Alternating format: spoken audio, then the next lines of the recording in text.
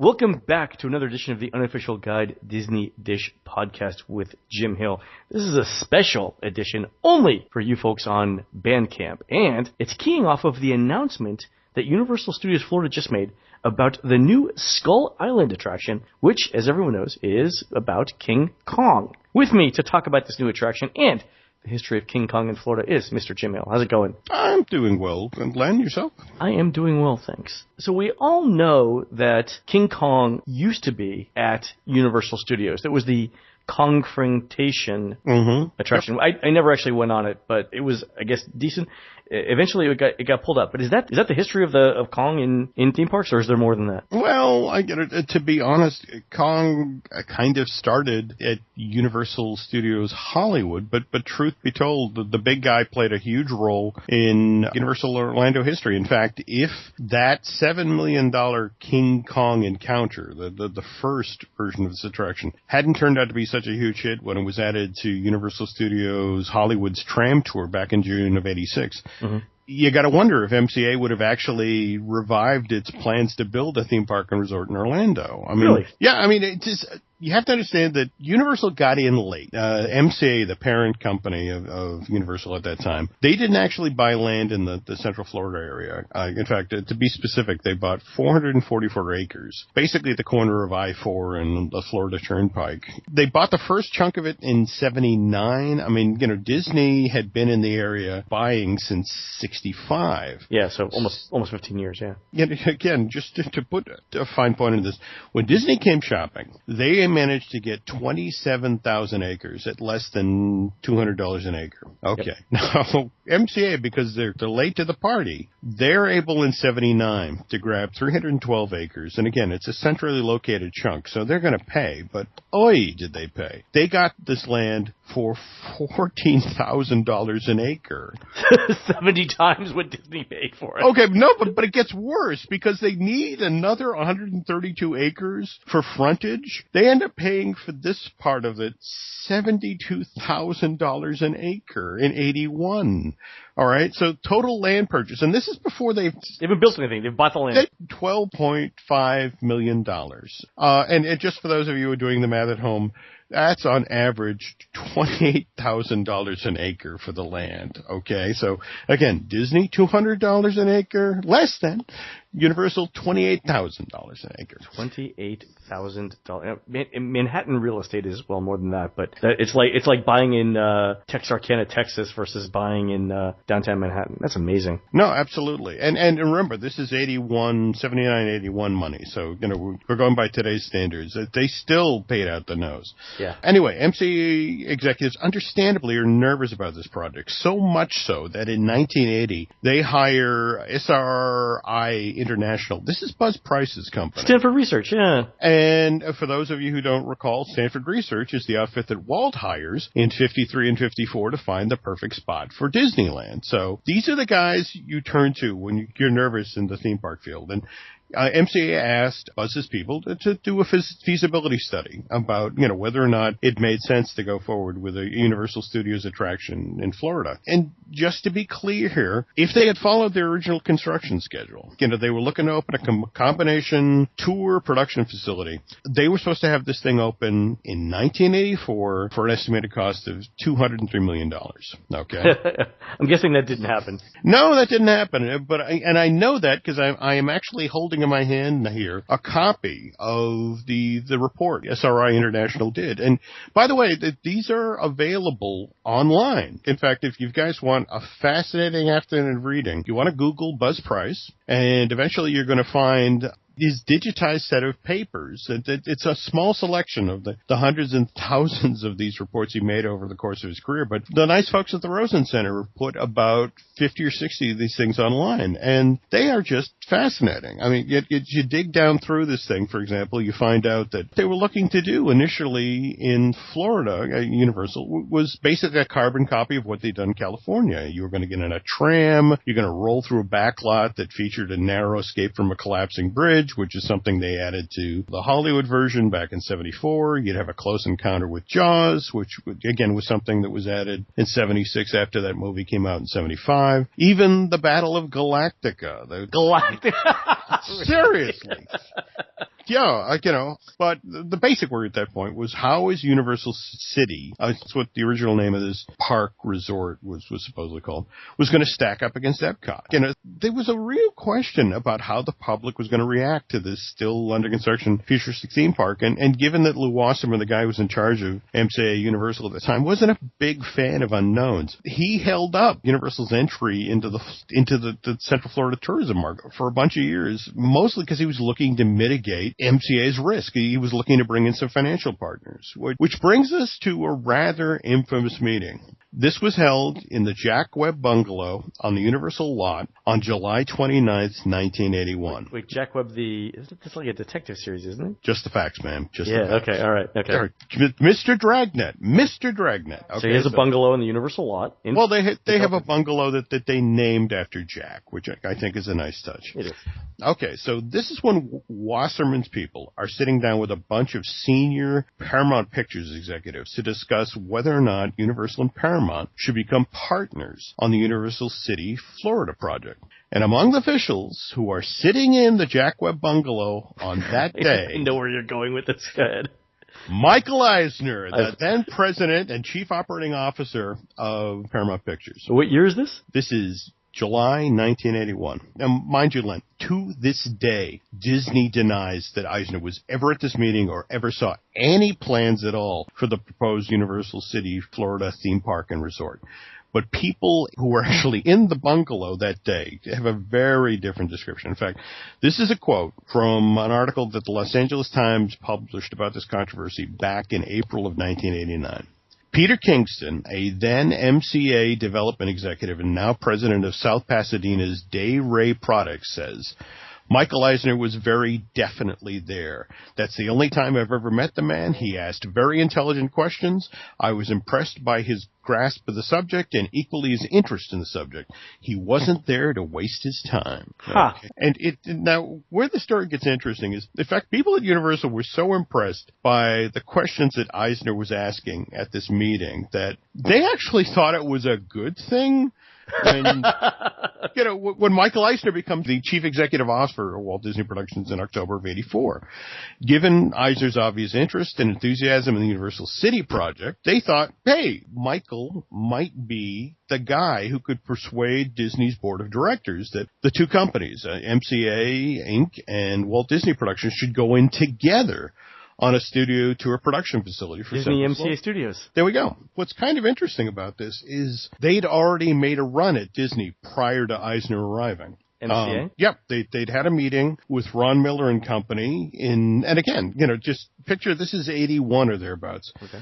They're just down the street. So, they drive over through to Toluca Lake, drop by Burbank, and it's like, hey, what do you think about doing this? And Ron Miller basically said, I would love to. The problem is I've got to get this by my board of directors. And they're a naturally cautious bunch of guys. And more to the point, given that Disney was only making a handful of new movies at this point. I mean, in the late 70s, early 80s, Disney's down to making just 3 and 4 new releases a year at this point. Out of the studios at that time, the 8 studios that were in Hollywood at this point, Disney's 8th. And so Ron just said, look, I don't think there's a way I could sell them.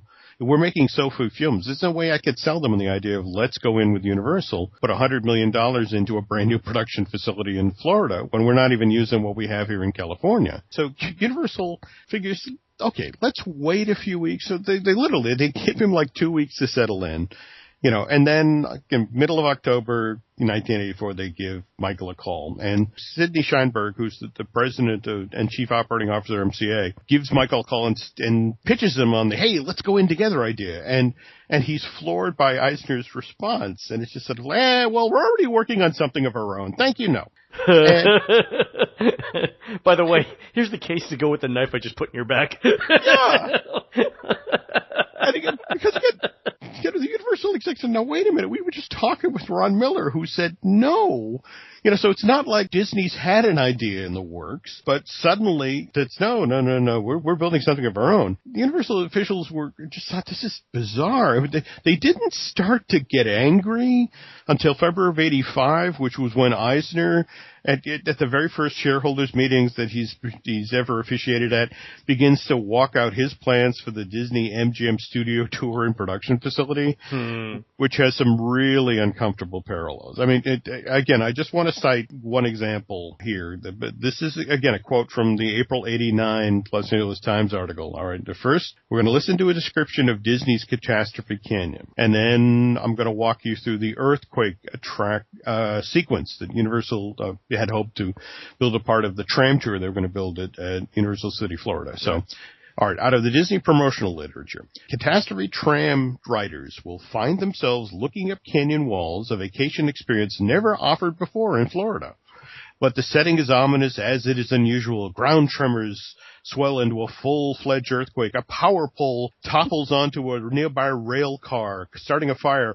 A bridge on which the car rests collapses. Explosions soon follow, and fire is everywhere. Flames soon climb the side of the hill toward a large oil storage tank at the top of the mountain, which ignites a huge fireball. And then finally, a giant wall of water comes rushing down the hill toward the tram, unleashing a major flash flood. Okay, now, so we've got earthquake, we got canyon, earthquake, Yep. fire, flood. Okay. Canyon, Got it. earthquake, fire, flood. Got it. Okay, now from the 1981 Universal City, Florida proposal. In fact, they back this up with slideshows and large color renderings. So you have a tram entering Hollywood Canyon on the backlot tram tour. Canyon. As tremors begin to shape the tram car, power lines snap and the ground beneath cracks. A dam in the Hollywood Hills above collapses, sending a wall of water to the tram. Later, a bridge collapses and the tram pulls into an oil field. This is going to be a scene that recreates John Wayne's Hellfighter movie. Truck slides on oil, crashes into a tank, causing a fiery oil explosion. See, Jim, those are completely different. Here's completely different. I can't. So Disney's is tram, earthquake, fire, flood. Now, Right. okay. But Universal's is tram, earthquake, flood, fire. Those, Jim, are completely different attractions. I can't see any similarity there. I see what you're saying here. I mean, what? This is night and day. I think instead of a cheeseburger, it's a burger with cheese. I think this would have held up in court. Exactly. So. Thank God it never got that far. So anyway, you got to admit, there's some very uncomfortable parallels here, and it happened over and over and over again with these plans. And what especially infuriated Universal officials was that at the very center of Disney's plans for the MGM tour and production facility is an outright clone of the tram tour that ran through Universal Studios Hollywood. The backlot tour? Yeah, it was a really dark time for the Universal City, Florida project. At one point in May of '85, just 3 months after Disney had revealed its plans for MGM, Sidney Sheinberg basically admitted to the Orlando Sentinel that MCA International was giving very serious thought to abandoning the project outright and in fact just selling out the 400 acres and getting out of town. Wow. But the interesting thing, the upside of this is that because MCA management is losing confidence in the Universal City, Florida project, that meant that Hollywood was now free to cherry pick some of the concepts that had been created for the Florida tram tour and then bring them to Hollywood. Oh. And among these abandoned ideas was an exciting moment for the tour where as your vehicle rolls onto this bridge, King Kong was supposed to rise up next to the bridge, grab the support cables, rock your tram vehicle back and forth for a moment or two while roaring and breathing banana breath in your face. And then, the ape is subdued somehow and he sinks out of sight. Your tram rolls away and here comes the next tram to get banana breathed. Another interesting side note here that Universal has long been associated with Kong, which it's kind of weird because they didn't make the first Kong movie. The 1933 version, that was actually RKO. Really? Yeah. And in fact, Universal didn't really even get into the Kong business till early 76 when, as a follow-up to that 1975's release from Universal Jaws, they were looking for another pseudo monster movie. So, and Kong, as it turned out, at that point had slid into the public domain because RKO had somehow neglected to, renew the copyright. And so they were looking to do sort of a modern redo of that Miriam C. Cooper movie. In fact, in the Universal version, the monsters, all the animals on Skull Island would have been done just like the first film in stop motion. Only this time around, Kong would have been shot in color, widescreen, and they were going to use Sense-Around, which I don't know if you're familiar with this thing. This is something, a sound system that Universal invented for the release of Earthquake in '74. And the idea was that these wall of speakers that, you know, when the earth shook, they'd literally send out these low tones and rock the audience. And they figured, you know, they created this sound system that you obviously couldn't use, you know, with your big quality pictures, but something like Kong, you could, you know, convince people to pay an extra $1 to go into the theater to have, you know, when Kong's foot hit the ground, the seat shook. Downside of this, though, was that at the very same time, Dino De Laurentiis decides that he wants to get his own Kong movie going. So there's this two sets of Kong movies in production, and Dino basically beat Universal to the market. Wait, sorry. How can they both have Kong in the... Is King Kong a public domain? Yeah, that's the thing. Oh, Kong's in the... Oh, I didn't know that. Okay. Yeah. So they just, it had gotten away from, you know, RKO. They had neglected to renew the copyright. So Dino jumped in, wanted to make his own Kong movie, because again, he wanted, you know, a Jaws-size blockbuster as well. And the way he was going to beat Universal to the market was, rather than doing stop motion, which is this very labor-intensive process, he was just going to put a guy in a monkey suit. He had hired Rick Baker, who created a wonderful Kong costume. I just wish they had spent a little more money on the script. It's a really terrible film. It's a really terrible film. Oh no, it is. It's it's Jessica Lange. It's the thing that introduces Jessica Lange to the world, and in fact, to be fair, Dino did build large animatronic arms and did build. In fact, there was kind of an infamous press conference where he wanted to show how wonderful and that he was going to do a really amazing movie, and so he brings the press into this room and they have this giant, basically 80-foot long animatronic Kong hand, which Dino then has them fire up and reach toward the journalist, and the arm reaches out to the journalist, rotates, and basically flips the entire assembled press the bird. Which would have been funny if the hand hadn't been frozen in that position. And so for the rest of the press conference, Dino's standing there. No photos, please. So that one made it to the market first. But Universal, even though it didn't make this movie, always, saw the characters like, wow, that would be really great to bring into the theme parks. And how can we do that? And so now, jump to December of '85, which is when the Universal Studios Hollywood officials announced they're going to be building this King Kong encounter sequence that they'll be adding to the tram tour for the summer of '86. Stats for this proposed edition are pretty impressive. That's even though guests are going to only get to see Kong from the shoulders up, the animatronic's still going to be 30 feet tall and weigh 7 tons, and of that, 660 pounds of that is going to be fake fur. Wow.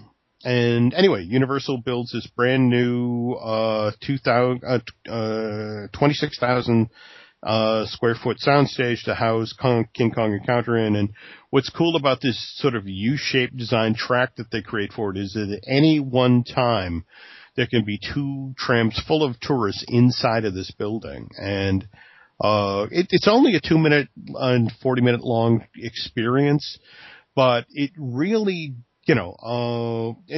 people are impressed. And what's nice about this is that, it took a lot of engineering to pull this off, which is why Universal was smart to rope in Disney legend Bob Gurr, the guy who built the cars for the Utopia and did a lot of work on the Matterhorn. So this is a guy who, you hand him impossible engineering tasks in a theme park and he figures it out. And he was able to come up with a version of Kong that from 3 feet away, this giant face was able to do 29 different motions and really, for the time was very impressive. And it worked. Summer of 1985 season, only 3.5 million people buy tickets to go to Universal Studios Hollywood. The following year, that number jumps to 4.5 million. A million people more per year. And of the people who went that year, those that they grabbed for exit poll, over 80% of them cited King Kong Encounter as the reason they'd come out to Universal Hollywood that day. And so on the heels of this actually begins to drive how they begin to change out things on the tour. 2 years later, they open the Earthquake, the big one, that's, in fact, again, they take the thing, we talked about it at great detail earlier, that the thing that inspired Catastrophe Canyon, and turn that as a drive-through, experience, and the tram tour for Hollywood. In fact, and that continues today. I mean, in just 5 and 6 weeks now, Universal will be opening their Fast and Furious Supercharged addition to the tram tour. This is the first time we've actually created a finale sequence for this thing. Have I told you about this yet, Glenn? Or? No, I don't think we've talked about it. This is Fast and Furious. It's just tied to the movie. Yeah, and in fact, I got a walkthrough of the building. They were still obviously finishing construction and beginning programming the attraction, but it's enormous. I mean, it's the giant wraparound screens that,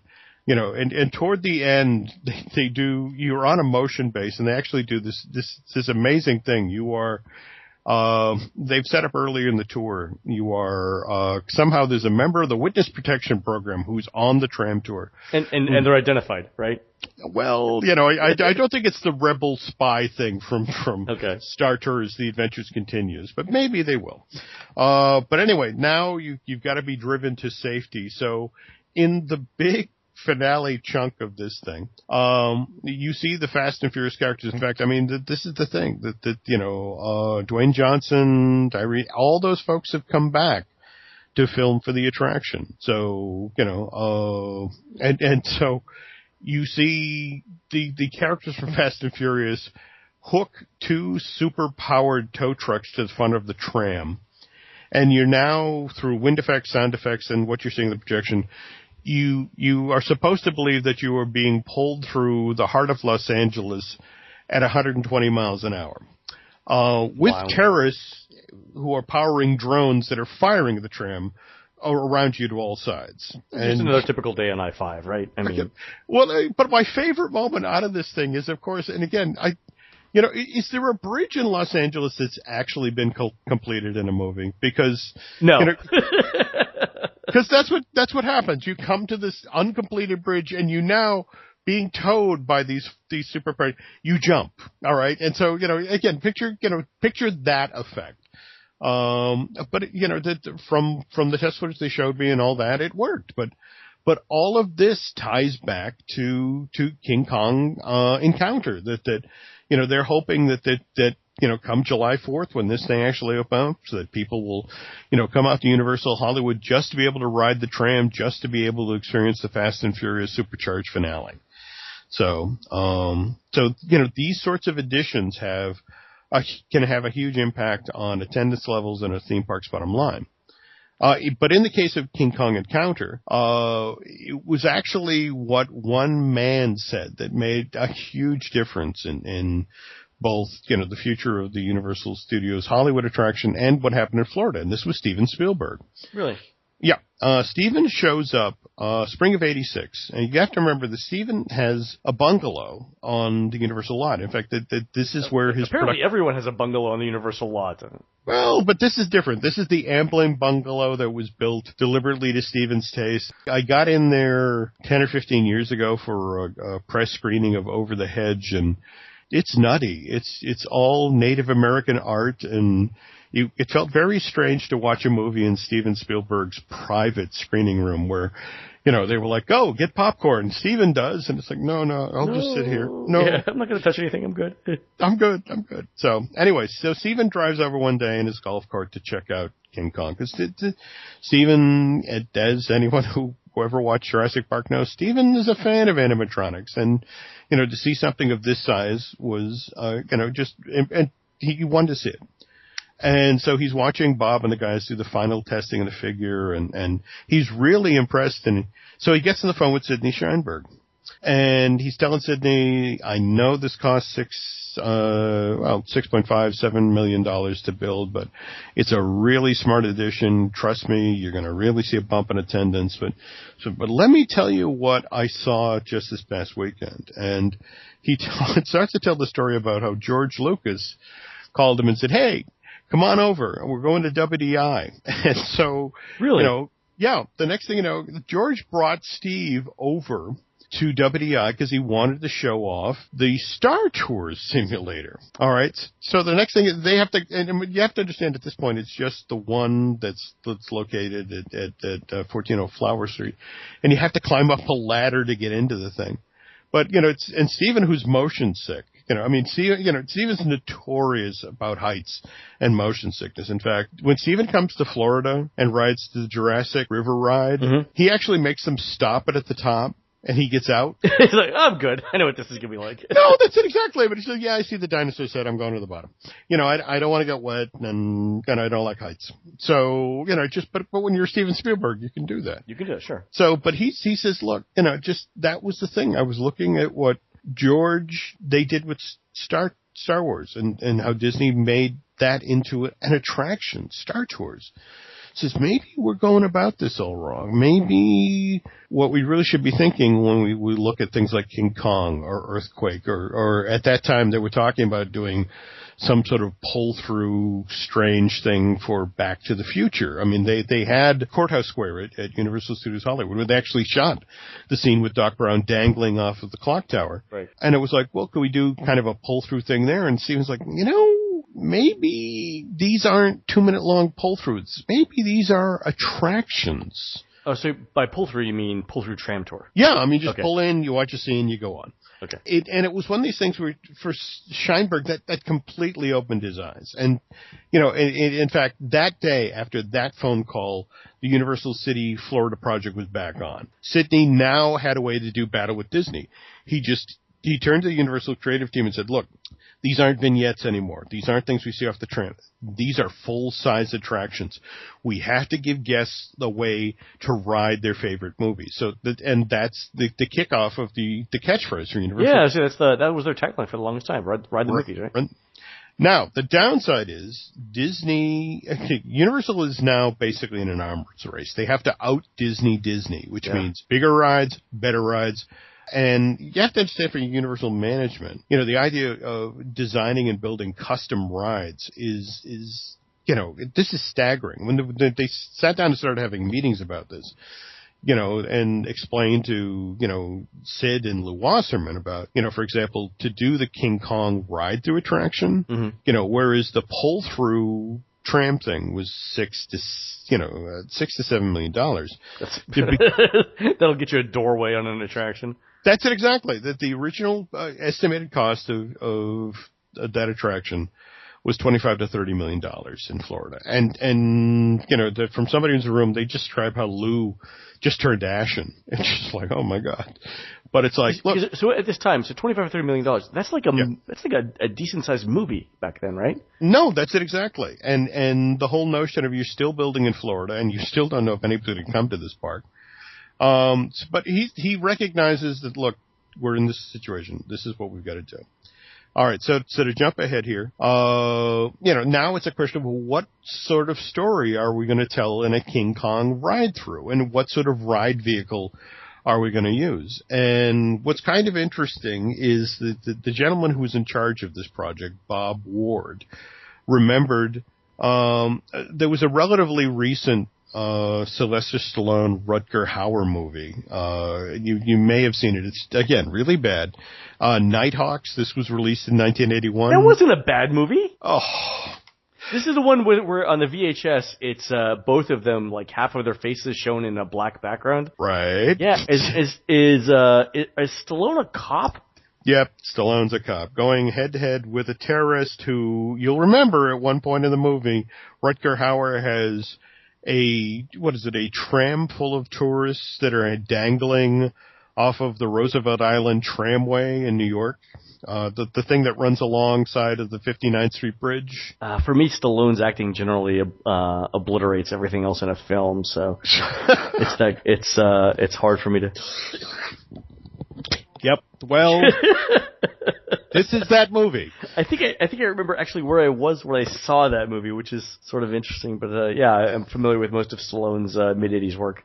Anyway. I was actually managing a theater in 1981, and you see, I didn't have to actually watched this movie once. It ran at our theater for about 2 or 3 weeks, and it was just one of those things where it's like, ugh, go out in the lobby and wait for this to be over. Here's your castor oil, Jim. There you go. But anyway, so that was the stepping up point for this ride. It's like, look at that, imagine if you're a tourist who's in that thing, in the aerial tramway that runs to Roosevelt Island, and imagine King Kong is hanging off of the 59th Street Bridge. Okay. Wouldn't it be, wouldn't you feel vulnerable? Wouldn't it be exciting to be in that situation? And so, and then it's trying to break it down in terms that, well, all right, what would make this exciting? And obviously, in a theme park ride, what sort of story could you tell in this situation in 4 minutes? And eventually what they decided they wanted to do was that, it's King Kong. Wouldn't it be cool if he grabbed your tram and then hurled it? Or, and so now you had to invent a ride system that actually powered this idea. And luckily, Universal got a hold of the folks at Arrow Development who, the weird thing is when you loaded it, offload area in the attraction, okay, it looked legit. It looked like the tram for Roosevelt Island, but above you, if you, they didn't allow you to see this in the offload area, but you basically had an accordion, and an accordion. A giant accordion that would expand, kind of a scissors mechanism that would, go up, go down, and, the test phase of this was pretty dicey. A guy who worked on this ride system who went on the first official ride where they powered it down so quickly that 6 months afterward he finally admitted that maybe he'd been injured by this attraction and had to have a double hernia operation. Wow.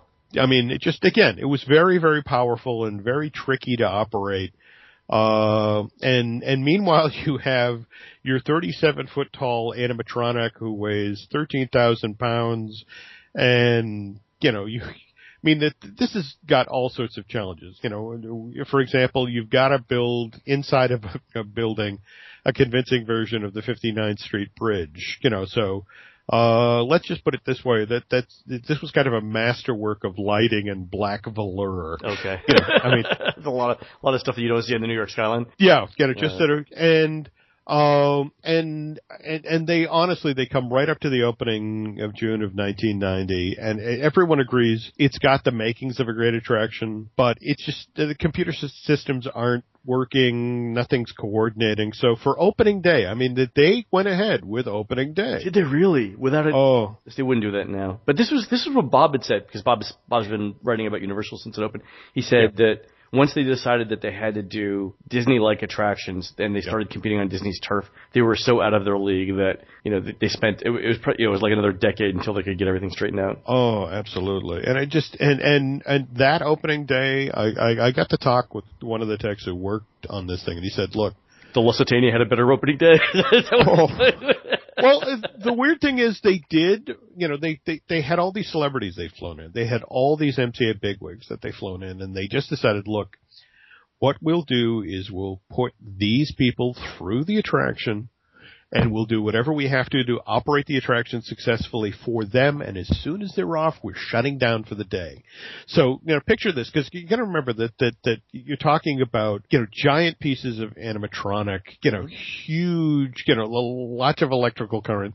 So, they'd load the trams with the VIPs and send them out of the station. And there in the shadows below them are upwards of 30 and 40 Universal employees who are being, there's a guy in the lighting booth who's now acting as a director, like, okay, cue physical effect. And it's a guy who actually has to turn on the spigot for the fog effect.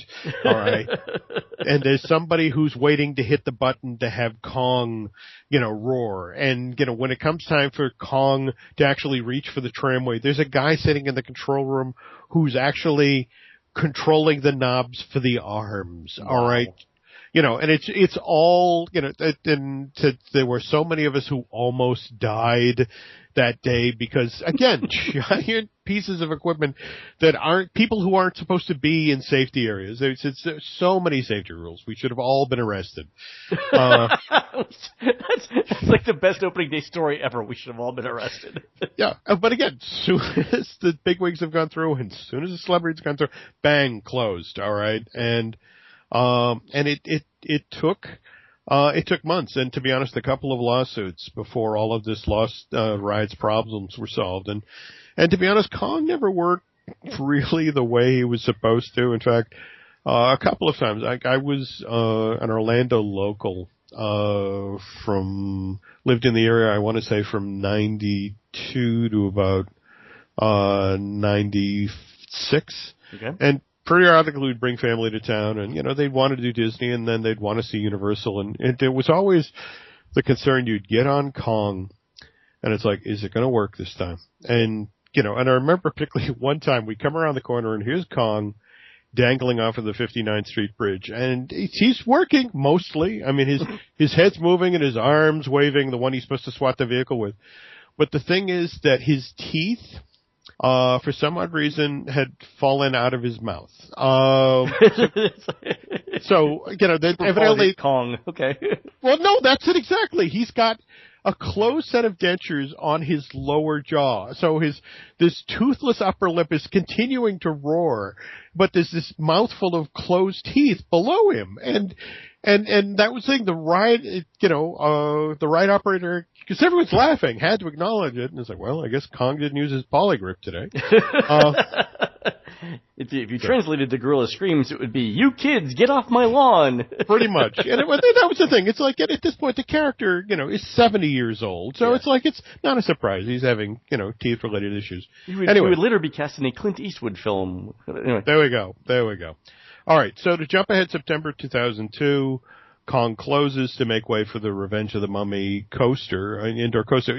Now, it's kind of ironic because during the same period, Universal came within inches of making a new King Kong movie. Back in '96, Universal and Peter Jackson are in serious. Lord of the Rings, Peter Jackson. Lord of the Rings, Peter Jackson. He's working with Universal at this point on a Michael J. Fox film, called The Frighteners. They're shooting it in Australia, and he's just getting his Weta effect shop up out of the ground. Mm-hmm. And, they offer him the opportunity. They give him a choice. Do you want to make a remake of Creature of the Black Lagoon, or do you want to do Kong? And initially, Jackson said neither. I don't want to, but in the end, it was just one of these things where it's like, God, if somebody else makes King Kong, they'll screw it up. And Jackson loved King Kong. In fact, in his private collection of movie props and this sort of thing, he actually has one of the original stop motion Kong armatures that Willis O'Brien built. So this is a big deal, thing for us. Just okay, I'm going to make this movie. And so he works up a script, and they were in the middle of casting this thing, Len. I mean, seriously, they went out, they talked to Kate Winslet and asked her if she'd be interested in playing Ann Darrow.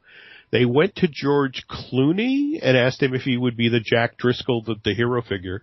And they were after Robert De Niro as the Carl Denham, the crazy entrepreneur who went to the island and brought the ape back. And the weird thing is, this thing was going, this thing was moving. They were developing all sorts of stuff for it.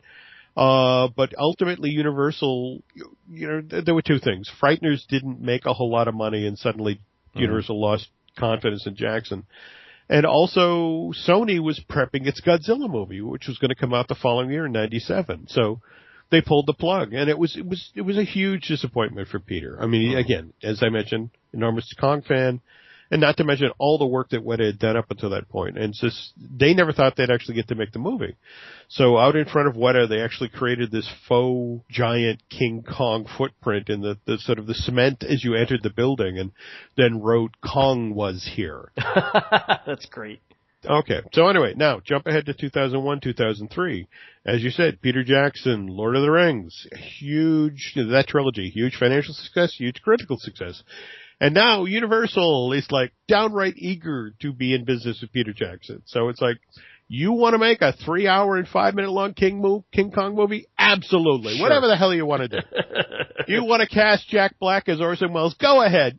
That's great. That's a brilliant casting. You know, and so we're not going to talk about that movie. But June 1st, 2008, there is this enormous fire on the backlot in Universal Hollywood. 2 full city blocks of set and support buildings lost. Oh, no. And among the things that gets burned up is King Kong Encounter. And, you know, and it's sad because, again, for a lot of people, that was one of their favorite parts of the tram tour. But by 2009, Universal is putting out there that, yep, we're going to bring, you know, the King will return. You know, in fact, Audrey Ng, the director of publicity, said that King Kong has been an integral part of the studio tour for tours, and we are happy to bring him back. No one can destroy that great ape. But this time around, the new version, not going to be animatronic. He's going to be done in digital form. In fact, in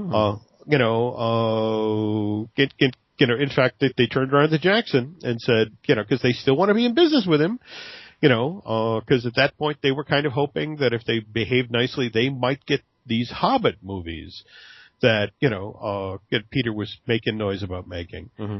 And so now it's like, you know, and Peter, who's never done a theme park attraction, just jumps in with both feet. And what they end up doing is they build this brand new building. So you're in this sort of elongated soundstage, and basically, the way it works now is the tram rolls into, the center of these 2 colossal curved movie screens. Each of them are 40 feet high and nearly 200 feet long. Wow, 200 feet long. Yeah. And now there's a scene from Jackson's King Kong where basically Kong is trying to protect Andaro from this trio of V-Rexes, which basically, if you remember the Velociraptors from Jurassic Park, these are as if the Velociraptor and a T-Rex had a really mean, ugly baby. And now there are 3 of them. But anyway, your tram is sitting on a motion platform, and there's air effects and water effects, and it's at that time was booked as the world's largest 3D experience, and more to the point, they made Kong basically the face of the tram tour, and this experience, lasted 2.5 minutes long, and again had a nice bump on attendance, and you know, so the question then became, well, though I before we get to Florida, I do have to mention one little nice fun detail, because you know they rebuilt the backlot after this fire, but they moved Kong somewhere else so they could use this space where the King Kong Encounter used to be housed. Actually, during the fire, it could have used being housed. But anyway, they could rebuild it as actual backlot sets. So, you know, so what they needed at that point, given what was being shot on the backlot, is they needed a kind of generic church so that they could redress, you know, and, you know, for whatever production was needing a church at that time. And so, but to honor the attraction that had previously been built there's a tiny little sign on this building that evidently this is the Church of St. Kong. So, Church of St. Kong. So that's anyway, awesome. that is awesome. Anyway, now to jump to Florida. Okay, so, you know, from the day this opened, June 2010, the King Kong 360 3D, the question then became, it's like, that's cool, when's that going to Florida? The problem is, of course, that Universal Florida doesn't have a tram tour. I mean, again, remember, you know, because Disney stole the tram tour, Universal didn't want to have theirs in Florida. So it's like, okay, and this is a pull-through experience. How do we do this? And, you know, Mike West, who is the guy behind the Simpsons ride and Despicable Me, Minion Mayhem, Kong ended up on his table. And what Mike decided to do is like, look, you know, this is King Kong, and every other time we've done an attraction at the Universal Park, you know, we brought Kong into our world. He's hanging off at the 59th Street Bridge, or he's attacking a tram while holding on to a bridge, or something like that. You know, it's just sort of like, look, you know, if we're going to do Skull Island, let's do Skull Island. And so in this case, you know, it's not a little it's not a couple of props outside and the tram rolls through. They're building a full-size Skull Island. Are they really? They aren't kidding around. I mean, in this, you're when you go on this attraction, you will climb aboard what they're calling an expedition vehicle, which Mike told me flat out is the largest ride vehicle that they've ever built for a Universal theme park. And part of that is because, again, you're going to Skull Island and you're going to be mentioned, it's a pretty rustic terrain and you're going to be menaced by some pretty big creatures. So you need a vehicle of this size. It sounds like the King Kong version of Kilimanjaro Safaris. In a lot of ways, in fact, if you look at the concept art, which I'm hoping we'll include in this show's show notes, there is more than a passing resemblance to that sort of vehicle. If I'm Universal, I start off the ride with exactly the same narrative, just as a parody. That would be fun. That'd be funny. Okay, go ahead. Right. Okay. But speaking of which, though, that again, the queue for this one is going to be different. In fact, this is opening. There had been some rumors early on that this would be opening in 2015.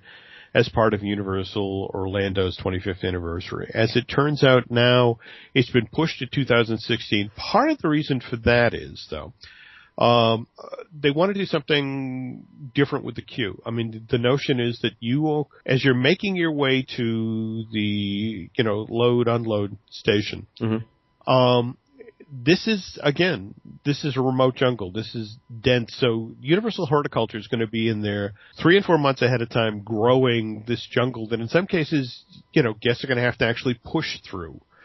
You get machetes when you start. Well, which I think is kind of a fun touch, and meanwhile you'll come to some temple ruins that you have to figure out how to cross, which again. Really? So there'll be a challenge in the queue. In the queue, coupled with the fact that, and again, it's one of these things where it's like, I wonder how much of this in a year's time we're actually getting to experience the actual attraction. I wonder how much of this stuff is actually going to make it because, again, obviously we've got Americans with disabilities issues to deal with, coupled with the fact there's at least one thing that in the description where you're in the queue and you come across hostile natives. Yeah, we'll see. But it sounds like a great idea.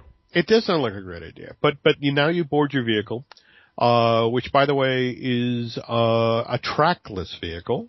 Okay. So that gets kind of intriguing. From there, they have you eventually come around a corner when you're on the vehicle, and there in front of you is the wall protecting you from Kong's terrain. And they've gone full size with this. That the wall itself is 72 feet tall and 150 feet wide. And everybody remembers this. Our listeners will remember this from the movie. It's this huge wall, and it's a wide shot, right, in the movie where it's like people sitting against this wall, and it's like standing against a mountain. No, that's it exactly. And then you see these giant wooden doors that, in a weird sort of Jurassic Park-like moment, open, and these two these two cauldrons that flank the door burst into flames, and you now drive into Kong's terrain. All right, and now the question then being is, okay, so we're outdoors.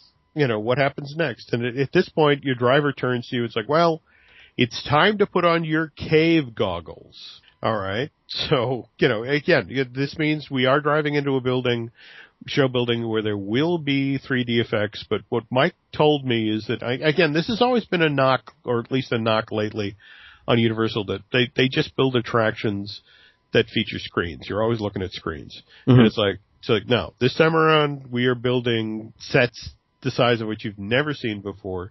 They're going to be, and you're going to encounter some really scary creatures, in the earlier parts of this attraction, and make your way deeper and deeper into these caves and caverns.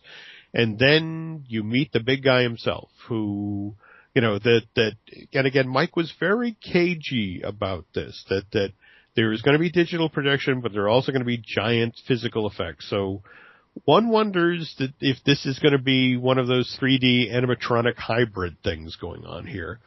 But again, the whole notion is you have this amazing encounter with Kong. And just to be clear here, this is not a prequel. In fact, oddly enough, there is a prequel to King Kong actually being shot. It starts shooting this month in Kauai. It's called Skull Island.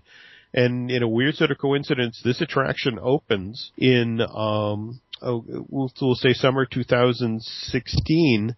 This Skull Island movie opens in March of 2017 and will be released by Universal. But it in a weird sort of way, and Jackson himself has been involved in the development of this attraction, and he's also working on that film. So it'll be interesting to see what elements from that film show up in this, and what elements from the classic Kong show up. But it's, the 2005 Kong show up.